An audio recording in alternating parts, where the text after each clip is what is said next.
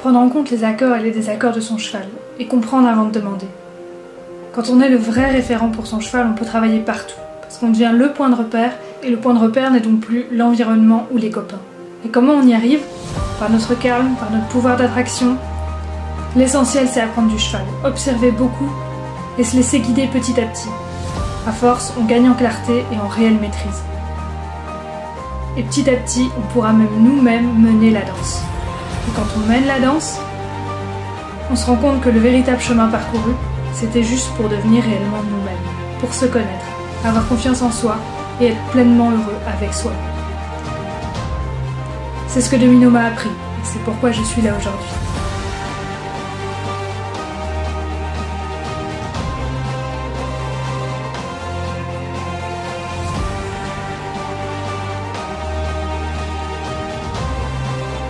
Que ce soit pour cet objectif de devenir référent de son cheval, pour commencer un nouvel exercice avec son cheval, ou même pour réussir vos projets équestres ou même non équestres dans la vie, comme par exemple, comme pour moi, la construction de l'écurie et de devenir comportementaliste pour aider le plus de chevaux possible.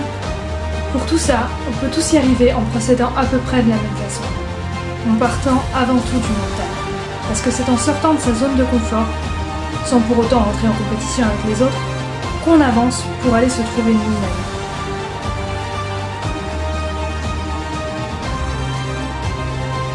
Rappelez-vous, le pouvoir de nos pensées, le pouvoir d'attraction. Avant de se lancer dans quoi que ce soit, il faut faire la différence entre l'envie de réussir et la peur de perdre. Si on a peur de perdre, c'est pas la peine de commencer quoi que ce soit. La manière dont on pense va déterminer les résultats de notre vie. Que ce soit pour avancer avec son cheval ou vivre son rêve, il n'y a pas de bon moment pour commencer. Faut pas attendre l'aval des autres. Pas attendre d'avoir toutes les réponses. Les réponses, on les trouvera en chemin. Et c'est en avançant qu'on va trouver les outils qui nous manquent. Croire en ses capacités. On a tout ce qu'il faut en nous. En chacun de nous, on a tout pour réussir. Il suffit juste de creuser au fin fond pour trouver cette capacité et cette force.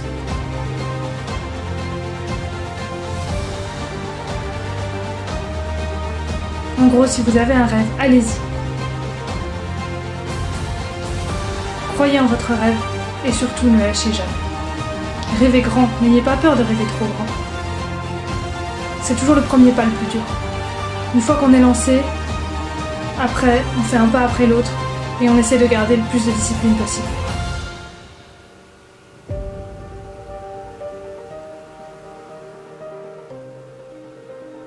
Créez vos objectifs, vos rêves et surtout pas ceux des autres. C'est un risque au début quand on se lance dans quelque chose de nouveau. Mais c'est aussi la chance de pouvoir se découvrir et de pouvoir avancer.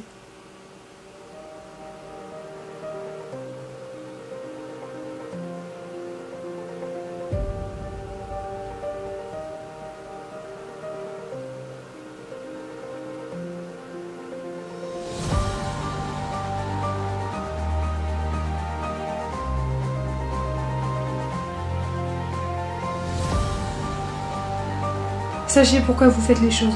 Pour moi, c'est pour garder Domino vivante à travers tout ce que je fais. Prenez le temps d'être et surtout, croyez en vous.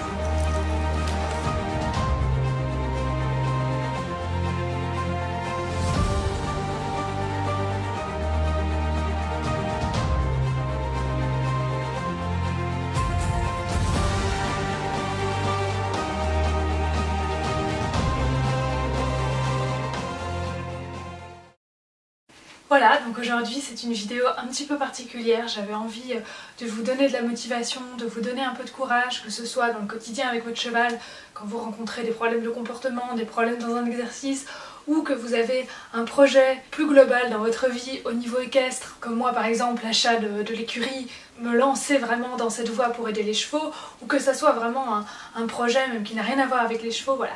J'avais envie un petit peu de vous transmettre certaines valeurs que les chevaux m'ont apprises, et de vous expliquer voilà, un petit peu comment les chevaux peuvent vous apprendre tout ça. Surtout, ça c'est vrai pour tout, il faut jamais se comparer aux autres. Chaque progression est unique, chaque chemin est unique. Il faut pas essayer de regarder ce que les autres couples cavalier-cheval font, il faut regarder de là où on part. Et à chaque séance, essayez de faire un petit peu mieux, pour que ton demain soit un petit peu mieux que ton hier. et pas que l'hier des autres. Et ça surtout, il faut le faire pour vous, pour votre cheval, et pas pour les autres. Et alors on va procéder par petites étapes évidemment, et pas en regardant la grande montagne qui est loin, en se disant voilà le gros objectif qui est tout là-bas. Il faut l'avoir en tête, mais se mettre plein de petites étapes et regarder chaque jour ce qu'on a fait de mieux que la veille. Parce qu'au final, ce qui compte, c'est le chemin. Pour le cheval, c'est pareil, ce qui compte, c'est ce qu'il va vivre avec vous. C'est les émotions, c'est les sensations qu'il va avoir à vos côtés, parce qu'à chaque fois qu'il va vous voir, il va se rappeler qu'il a eu telles émotions, qu'il a eu telle sensation, et c'est ça qui va construire la relation, plus que l'exercice en lui-même, ou que le but au final. Quand on veut commencer comme ça à construire une relation de complicité avec son cheval, c'est vraiment comme un long voyage. Il ne faut pas commencer dès le début à demander quand est-ce qu'on arrive. Il faut vraiment profiter du paysage, profiter de tout ce qu'on va apprendre sur la route et se laisser étonner au final quand on arrive à la fin, même peut-être plus tôt que prévu. Et c'est pareil, on parle toujours du confort-inconfort, et pour toi, essaye d'apprendre à aimer l'inconfort. Si tu restes tout le temps dans les exercices que tu connais, si tu n'oses jamais te lancer pour un projet parce que c'est l'inconnu, tu vas jamais grandir. Chaque nouvelle difficulté que tu vas réussir à surpasser va te donner des armes pour affronter plein d'autres choses dans la vie. Faut pas avoir peur de l'inconnu, pas avoir peur de se lancer. Parce qu'au pire, on rate, et dans tous les cas, de toute façon, on apprend. Moi, c'est pour ça que j'ai toujours aimé le challenge, que ce soit dans ma vie en général ou avec mes chevaux, j'ai toujours aimé me challenger. Parce que si tu veux quelque chose de différent, si tu veux quelque chose que tu n'as jamais fait avec ton cheval, ou qu'un autre humain n'a jamais fait, il faut déjà commencer par toi, faire quelque chose de différent. Et quand tu sais comme ça où tu vas et pourquoi tu y vas, ça rejoint de nouveau tout ce que je vous ai dit jusqu'ici, tu deviens vraiment rassurant et protecteur pour le cheval. Tu deviens cette force tranquille sur laquelle il a envie de se reposer. Et quand on parle de challenge, je trouve que c'est vraiment la bonne vidéo pour vous parler de ça, vous parler des chevaux particulièrement sensibles. C'était le cas de Domino, c'est le cas de Caresse, c'est le cas d'Abantos. Voilà, moi j'ai toujours été très attirée par les chevaux sensibles. Et les chevaux sensibles, c'est vrai que ce sont souvent des chevaux plus compliqués, mais ce sont de nouveau des vrais challenges et des vrais moteurs qui vont vous apprendre beaucoup sur vous-même. C'est une vraie chance en fait, parce qu'ils vont vous permettre d'aller chercher beaucoup plus profond en vous-même, d'aller vraiment vous connaître complètement. Et ce sont des chevaux qui vous guident vraiment parce qu'ils ne laissent rien passer. Dès qu'il y a un petit inconfort, ils vont vous le dire, ils vont vous le faire sentir. Ils vont vous permettre à la fois de progresser rapidement dans votre compréhension des chevaux, et en même temps de progresser dans votre compréhension de vous-même. Et ils vont vous aider, ils vont vous forcer, parce qu'ils vont vous malmener, vous n'aurez pas le choix, vous n'allez pas réussir si vous ne vous laissez pas un minimum guider par ce qu'ils vous montrent.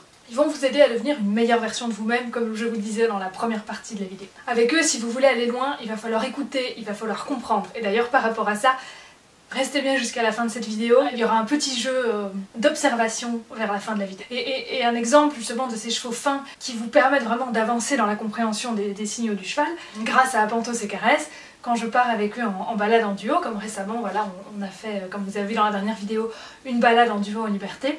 Caresse, elle est tellement sensible, tellement dans la communication, comme on a ouvert ça avec elle, tellement réceptive à tout, c'est un véritable radar, qu'elle va carrément me communiquer quand Abantos est connecté avec nous ou pas. Et donc ça c'est vraiment sensationnel parce que quand je suis comme ça en balade en liberté, je peux avoir des petits moments où je suis plus concentrée sur un cheval que sur l'autre et ça me permet vraiment de me reposer sur elle parce que je sais qu'elle me dira si Abantos, même s'il est loin de nous à ce moment-là, elle va me faire sentir là, Abantos, il est plus connecté avec nous. Je vais la sentir tout de suite se tendre, elle va regarder vers lui. Et si je regarde Abantos à ce moment-là, je pourrais peut-être pas encore percevoir des signes comme quoi il n'est plus connecté. Pourquoi ? Parce qu'il est loin, il me tourne le dos. Voilà, j'ai plus vraiment la connexion au niveau de la sensation. Par contre, par Caresse, elle me fait sentir là, il va se déconnecter. Et du coup, je peux le rattraper et je peux lancer mon rappel à temps. Parce que dès qu'elle se contracte, je lance le rappel et je rattrape Abantos avant qu'il se déconnecte.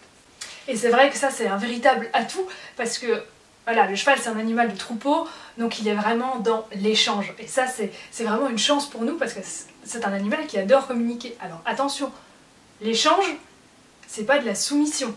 L'échange c'est comme je vous l'apprends à travers ces vidéos, c'est on communique, on écoute le signal du cheval, on répond en fonction, le cheval nous répond quelque chose. C'est vraiment un vrai dialogue, un vrai échange. C'est pas comme souvent en équitation classique, on pose une demande, le cheval il a une réponse possible et s'il ne le fait pas, on va le soumettre. Non, c'est pas ça. Attention par contre, ça je trouvais intéressant de vous mentionner, les échanges, même entre eux, ça peut devenir une pression pour les chevaux justement qui sont très sensibles.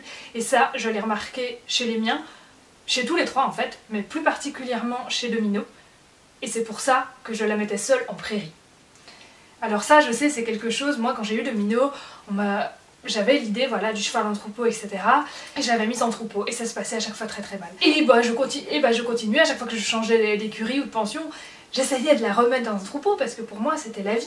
Voilà, même un petit troupeau, même seul avec un autre cheval, et ça n'allait jamais. Et là où elle a été vraiment heureuse, c'est quand dans la dernière pension, elle avait sa prairie à elle toute seule, et elle avait des chevaux tout autour d'elle qui étaient aussi chacun dans leur prairie, mais chacun avait leur espace. Ils pouvaient se toucher au-dessus des fils, etc.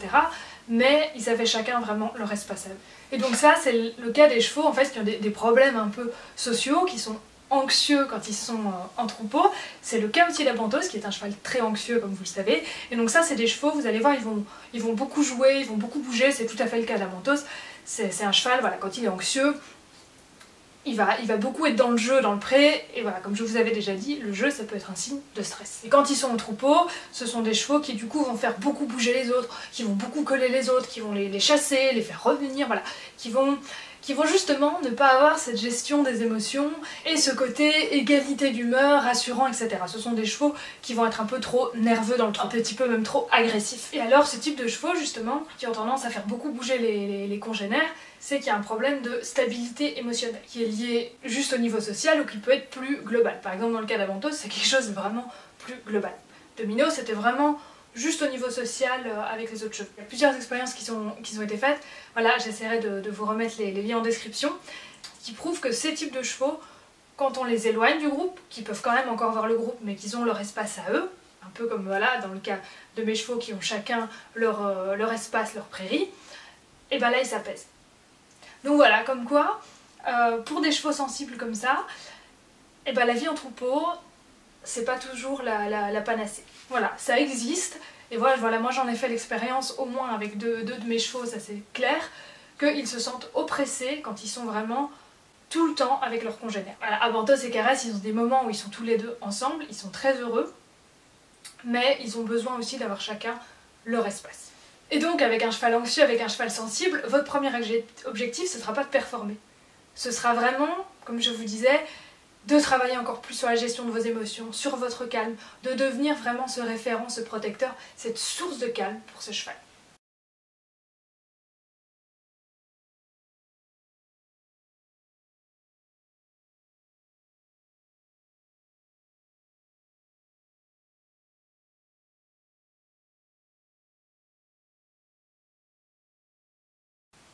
Vous imaginez, c'est des chevaux qui sont même capables d'être anxieux quand ils sont avec des congénères, même avec un seul congénère tout le temps auprès, ça peut être une source d'angoisse pour certains d'entre eux. Donc imaginez-vous la source de calme que vous devez incarner. Et donc c'est des chevaux où vous allez vraiment... ça sera un bel objectif en fait, comme je vous dis, la route de chacun est différente. Avec un tel cheval, l'objectif ce sera la confiance en soi, ce sera l'autonomie, et alors de nouveau là, pour l'autonomie c'est pareil, moi comme je vous dis toujours, j'adore commencer les chevaux en liberté, et ça aussi c'est prouvé. Un cheval qui est tenu en longe sera beaucoup moins concentré, connecté et dans la réflexion que lorsqu'il est en liberté. Bien évidemment, quand on apprend un nouvel exercice un peu technique, on le commence tenu. Mais on voit très très vite que le cheval sera beaucoup plus dans l'autonomie, dans la concentration quand il est non tenu. Et c'est vraiment important d'introduire assez vite la liberté avec ces chevaux-là pour ne pas qu'ils soient complètement assistés par vous et qu'ils ne réfléchissent plus du tout par eux-mêmes. Ça, c'est comme avec tous les chevaux, mais de nouveau encore plus important avec les chevaux sensibles. Quand on est comme ça dans l'échange, c'est important d'avoir au clair, de définir pour le cheval les devoirs, les droits de chacun. Parce que bon, les devoirs, ça, on a tendance à bien les connaître, mais les droits de chacun, c'est quoi? Le cheval a le droit de communiquer, il a le droit d'avoir des initiatives, il a le droit à l'erreur. Voilà, tout ça, c'est important de le montrer au cheval. De nouveau, l'acceptation des noms, etc. Je ne vais pas encore revenir là-dessus. Ça, c'est comme dans la vie. Que ce soit pour vous, ça c'est comme dans la vie, avec n'importe quel être vivant. Il faut de la discipline et de la liberté, et l'un ne va pas sans l'autre. Comme je vous disais, il faut le cadre, et il faut de la communication. Et ces chevaux sensibles, une fois que vous avez ouvert justement la communication avec eux, ça va devenir des professeurs sensationnels. Ils vont vraiment vous apprendre à faire passer les émotions, ils vont vous pousser à les valoriser, ils vont vous pousser à vous valoriser. C'est vraiment ce qui peut vous arriver de mieux. On en arrive au petit jeu que je voulais vous présenter ici, un petit jeu d'observation sur les deux types de séquences de vidéos qui vont suivre, vous allez voir deux comportements très différents.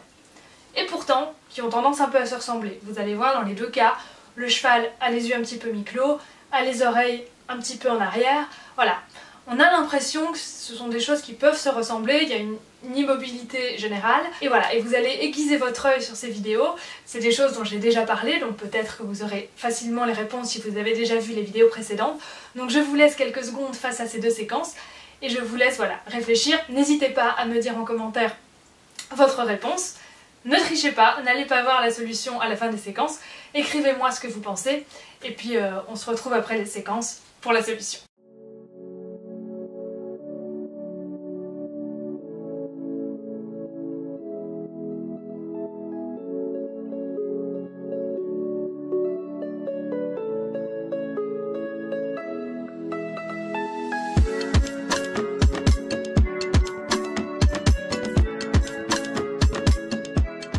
Alors ici on a bien deux choses différentes. On a un signal où le cheval nous montre qu'il est calme, qu'il est en train de s'endormir, qu'il est bien, et un signal où le cheval se renferme en lui. Se renferme en lui, ça peut être pour plusieurs raisons, ça peut être simplement que le cheval a besoin de réfléchir, de digérer un exercice qui a été un peu compliqué, et qu'il a besoin, voilà, on le voit d'ailleurs au regard, qui est comme un peu tourné à l'intérieur de lui, et de se poser avec lui-même.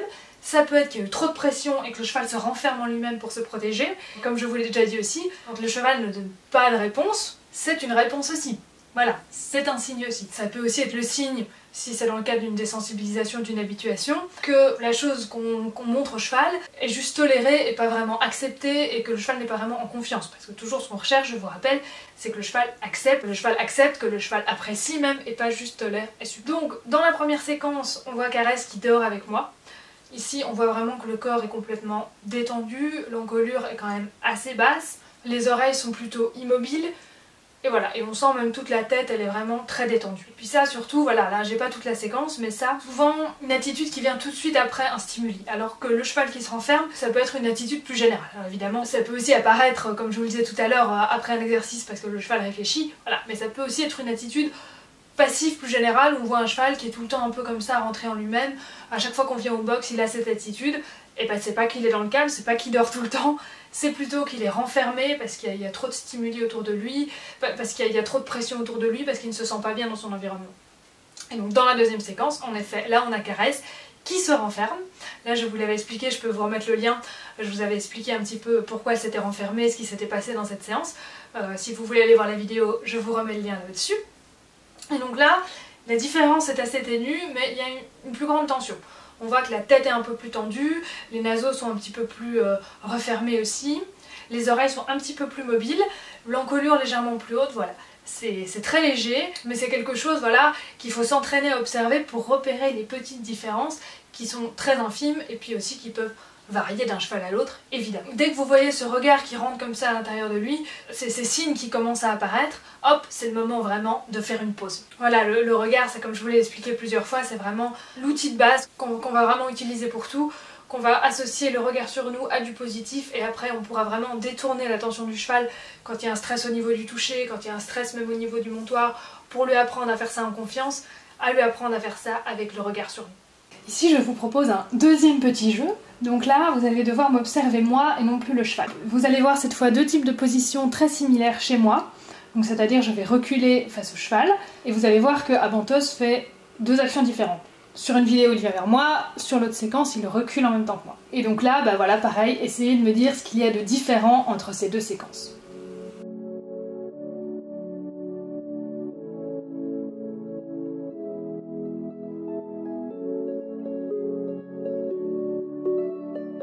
En fait, entre les deux séquences, tout ce qui change, c'est l'énergie que je mets dans ma demande et un petit peu la position de mon bras également, qui vous voyez est un peu plus en avant sur la deuxième séquence. Donc dans la première séquence, quand je demande à Abantos de venir vers moi, simplement, je mets une énergie pour l'aspirer vers moi. Et là, je mets vraiment de l'énergie dans mon reculé, dans ma démarche. Par contre, dans la deuxième séquence, où là, je lui demande de reculer, tandis que moi, je recule aussi en allant dans le sens inverse, là, je vais vraiment mettre de l'énergie dans mon bras, justement, dans ce bras-là qui lui donne le code « vas-y, recule ». Je mets beaucoup d'énergie dans ce bras. Et je mets une énergie qui le pousse, et pas qui l'aspire. Et surtout, dans la démarche, dans la façon dont je recule, là je mets zéro énergie. C'est-à-dire que autant dans la première séquence, je reculais avec énergie, autant dans la deuxième séquence, je recule sans aucune énergie vers l'arrière. C'est comme si je marchais avec les jambes toutes molles. Et donc là, on voit encore une fois le pouvoir des intentions, et juste comme avec son intention et des petites aides au niveau du corps, on peut changer complètement la réponse du cheval. Et ça peut, comme quoi, ça peut aussi des fois être à nos dépens. Des fois, on a l'impression qu'on fait juste, mais en fait, on n'a pas la bonne attention et la bonne énergie derrière. Et c'est pareil, en fait, pour beaucoup de choses. L'énergie, comme je vous dis toujours, le savoir-être, c'est la base, en fait, pour discuter avec les chevaux. C'est un langage un peu universel, et c'est de nouveau à nous de travailler sur nous-mêmes pour retrouver ce langage à cette source, se défaire de toutes nos peurs, de toutes nos tensions qui nous empêchent justement d'être pleinement nous-mêmes et de pleinement utiliser notre savoir-être. C'est quelque chose qui est naturel chez toutes les espèces, chez tous les animaux. C'est quelque chose avec lequel on peut vraiment discuter en étant simplement dans le ressenti. Et on n'a pas besoin de gestes, on n'a pas besoin de voix, on n'a besoin de rien du tout. Et c'est ce que j'utilise aussi en balade, par exemple avec Avantos, quand on part en duo avec Caresse. Parfois je lui dis là, tu restes avec nous, on reste ensemble. Et parfois je lui dis, comme vous avez vu sur la dernière vidéo, tu peux partir, va faire ta balade, et puis je te rappellerai de temps en temps pour revenir vers nous. Et de nouveau, j'ai pas de code pour lui dire ça. Simplement, c'est l'énergie que je lui mets au moment où je le mets en liberté qui est différente.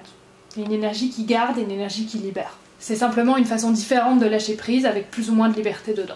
Et donc de nouveau, tant qu'on parle justement de tout ce savoir-être, qu'est-ce qui fait en fait que votre cheval s'implique? Ça c'est une question à laquelle j'ai répondu déjà plusieurs fois mais que je vais resynthétiser ici. Le premier point, c'est déjà, vous avez pu voir à travers toutes les vidéos, mes chevaux sont très concentrés. Très concentrés sur moi, très concentrés sur ce qu'ils font. Pourquoi? Parce que de nouveau, je ne fais aucun exercice par la gestion des pieds. Je ne gère pas leur corps. Je fais en sorte qu'ils aient conscience de l'exercice, comme ici, on voit comme ici on voit avec Avantos le faire passer sur un carton qui s'enfonçait quand il passait dessus ou quand il mettait les pieds dessus. Pareil avec Caresse, quand je la fais passer à distance entre les cônes, je veux qu'elle prenne conscience des cônes, des plots entre lesquels elle passe. Mes indications, c'est une aide, mais je veux pas qu'elle subisse son exercice en train d'attendre mes indications absolument. Je veux qu'elle comprenne ce que je veux, qu'elle comprenne mon intention. Et du coup, tous mes exercices, je les vis complètement avec mes chevaux. Contrairement à certaines méthodes où on voit le cheval qui est vraiment robot, il fait des choses magnifiques, mais il s'exécute bouton après bouton, et c'est un robot. On est ensemble dans les exercices, et on partage un moment ensemble indépendamment de l'exercice. Et donc ce qui permet, au final, si on a envie de refaire 10 fois le même exercice à la suite, si on a envie, bon, ce que je vous conseille pas non plus évidemment, mais comme en fait, c'est pas l'exercice qui compte, mais c'est être ensemble. Il y a plein de manières d'être ensemble. Et en fait, on peut repasser 10 fois sur le même carton, de manière différente, en étant plus ou moins bien ensemble, et en se disant des choses différentes à chaque fois, en fait. Parce que ce qu'on cherche, c'est vraiment le calme profond, n'avoir aucune impatience vers l'exercice, et vraiment partager un moment. Et au final, peu importe ce qu'on fait. Et ça aussi, ça permet au cheval de ne pas se lasser. Parce qu'il est sans cesse en train de parler avec vous, et donc ça revient. Et donc ça nous amène au deuxième point, qui est le ping-pong et l'échange permanent. Dans tous les exercices, je parle tout le temps avec mon cheval et je m'adapte sans cesse. Le cheval, il m'envoie des signaux non-stop et j'y réponds du tac au tac.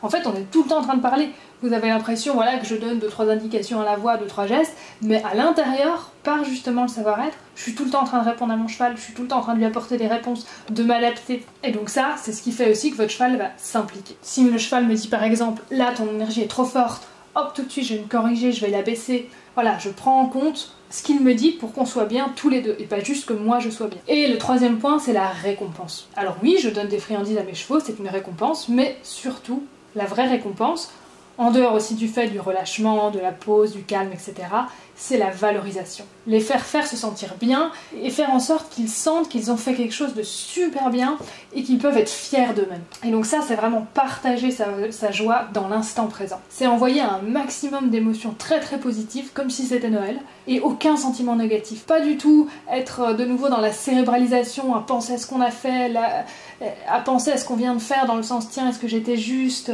à quel moment j'aurais dû mettre mon geste, etc. Non, simplement on profite avec son cheval. Et c'est par la gestion, de nouveau on revient à ce que j'ai dit en début de vidéo, c'est par la gestion de nos émotions qu'on va pouvoir gérer celle du cheval. Et donc c'est important de se connaître et de se comprendre soi-même avant de pouvoir donner quelque chose. Vous pouvez pas donner de la joie comme ça à votre cheval en fin de séance si vous n'avez pas travaillé sur vous et que vous vous connaissez pas pleinement.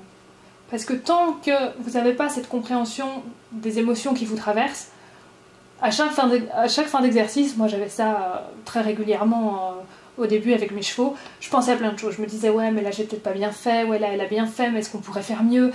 Et j'étais en train de penser à plein de choses et j'arrivais pas juste à savourer le moment. Même si l'exercice en soi n'était pas encore parfait, j'arrivais pas à savourer, je pensais à la suite ou je pensais à ce qu'on venait de faire. Et c'est en débloquant des choses en moi que j'ai pu débloquer justement la façon dont j'envoyais cette joie au cheval. Voilà, pour finir quand même cette vidéo avec une petite illustration et un petit exercice qui peut être vraiment sympathique pour les chevaux sensibles, anxieux. Donc ça c'est un exercice que j'ai appris à Caresse avec un cerceau. Et en fait c'est quelque chose que vous pouvez tout à fait reproduire avec autre chose, par exemple avec un licol, si vous avez un jeune cheval ou un cheval un peu sauvage à qui on n'a jamais mis un licol, qui a un minimum de base, c'est-à-dire que vous pouvez approcher le cheval, qu'il ne fuit pas à votre approche, voilà. Que ça c'est en place, c'est quelque chose que vous pouvez faire pour amener le cheval en fait à mettre sa tête de lui-même dans le licol. Parce que c'est comme tout, c'est comme je vous expliquais pour les pieds, c'est toujours le cheval qui doit vous donner les pieds. Vous allez lui proposer, vous allez lui donner un code et c'est lui qui donne les pieds, c'est jamais vous qui prenez le pied. Sinon de nouveau vous rentrez dans le conflit, vous rentrez dans la pression et du coup il n'y a plus de plaisir, il n'y a plus de relation, il n'y a plus d'échange, hein, comme on disait tout à l'heure. Donc là, avec le cerceau, comme avec le licol, c'est le cheval qui vient mettre sa tête dedans.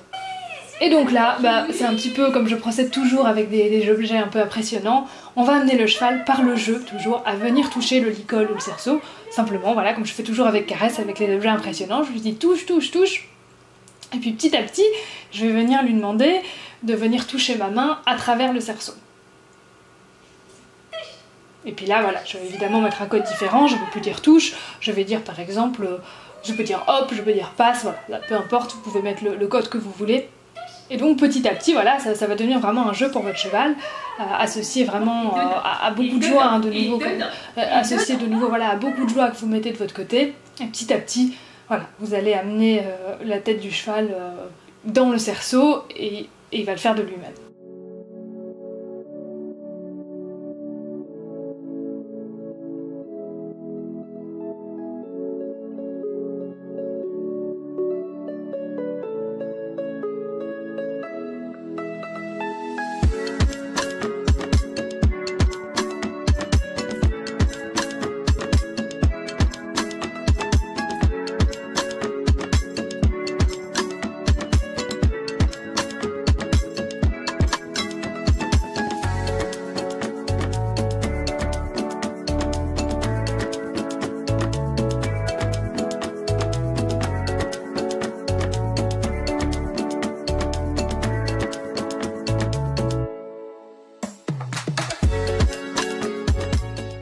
Et ce genre de petits jeux, de nouveau, hein, pour en revenir au thème de cette vidéo qui vraiment est autant travailler le cheval pour en apprendre sur soi-même, pour se découvrir et pour apprendre à gérer ses émotions. Typiquement, ce genre de petits jeux comme ça, c'est super bénéfique pour nous. Pourquoi? Parce que c'est pas compliqué et ça nous aide vraiment à être dans l'instant, dans le ressenti, dans l'instant présent. Comme je vous dis toujours, la clé, c'est le calme, l'instant présent.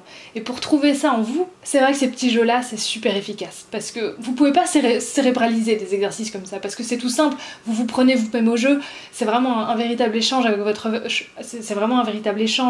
cheval, c'est vraiment ludique. Et à force de mettre de la joie, voilà, comme je vous disais, d'envoyer de la joie à votre cheval, vous allez vous-même être dans la joie, et une fois que vous êtes comme ça dans la joie, vous vous amusez, vous notez les réponses de votre cheval, et ça passe plus du tout par le cerveau, c'est juste dans le ressenti. À la fois vous apprenez à être dans l'instant présent, et à la fois vous apprenez à vraiment ressentir de la joie partagée, et de la joie vraiment, comme je vous disais, la joie primaire, la joie du petit enfant. Et bien voilà, j'espère que cette vidéo vous a plu, que vous avez appris encore des choses avec nous, surtout voilà que ça a donné un peu de courage à des personnes qui veulent se lancer avec leur cheval dans un projet ou qui ont simplement l'impression de stagner avec leur cheval et qui trouvent pas forcément la motivation de continuer à avancer. Ah, voilà, c'était un format un petit peu différent de ce que je fais d'habitude. Si vous aimez bien ce genre de petits conseils aussi plus généraux, n'hésitez pas à me le dire en commentaire, on pourra faire d'autres formats comme ça. Toutes les suggestions sont évidemment les bienvenues, le petit pouce bleu ça fait toujours plaisir, et surtout, abonnez-vous! Une bonne journée à tous et à bientôt!